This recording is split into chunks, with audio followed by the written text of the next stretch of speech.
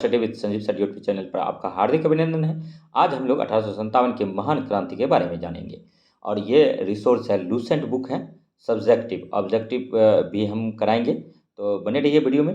देखिए 1856 के में अंग्रेजों ने पुरानी बंदूक ब्राउन बेस के स्थान पर नई इनफील्ड राइफल के प्रयोग करने का निर्णय लिया और उसके लिए जो कारतूस बनाए गए उन्हें राइफल में भरने से पहले मुंह से खोलना पड़ता था और इन कारतूस में गाय और सुअर के चर्बी का प्रयोग किया गया था और यह चर्बी वाला कारतूस ही 1857 की क्रांति का प्रमुख कारण बना।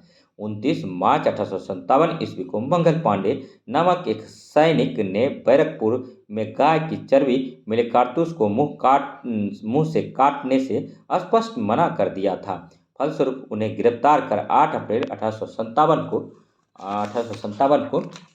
फांसी दे देगी। तो देखिए क्या है इसका और थोड़ा सा डिटेल में जानेंगे, ठीक है। तो अब देखते हैं।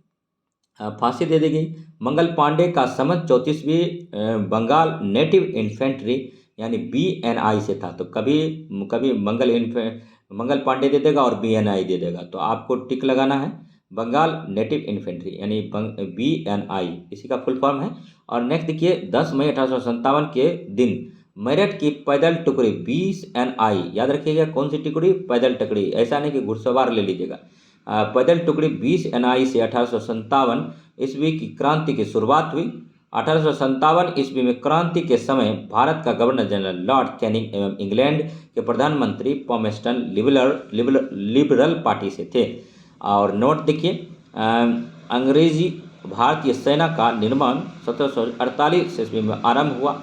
उस समय मेजर स्ट्रिंजर लॉरेंस को अंग्रेजी भारतीय सेना का जनक पुकारा गया और 1857 की क्रांति के असफलता के उपरांत सेना में अंग्रेज सैनिकों और पदाधिकारियों की संख्या में वृद्धि की गई। बंगाल की सेना में भारतीयों और अंग्रेज सैनिकों का अनुपात 2:1 रखा गया और बम्बई और मद्रास की सेनाओं में यह अनुपात 5:2 का रखा गया। और नेक्स्ट देखिए 1857 के मामले की जांच हेतु पील कमीशन की नियुक्ति किया गया।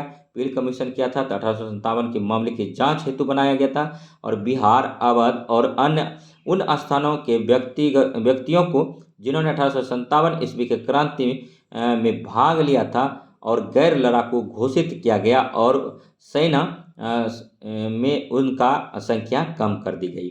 तो गैर लड़ाकू घोषित किया था, ये भी याद रखिएगा। और सिख गोरखा याद रखिए, ठीक है। थोड़ा सा आते हैं सिख गोरखा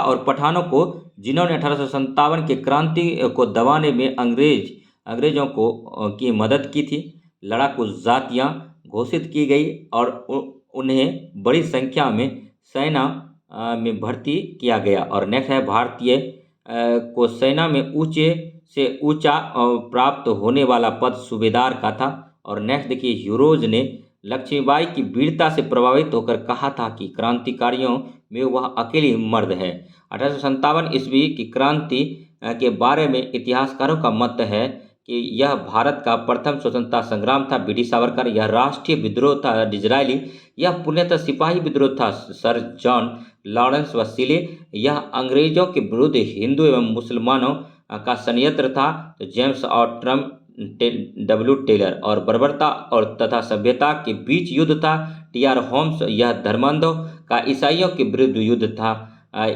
LER रीच।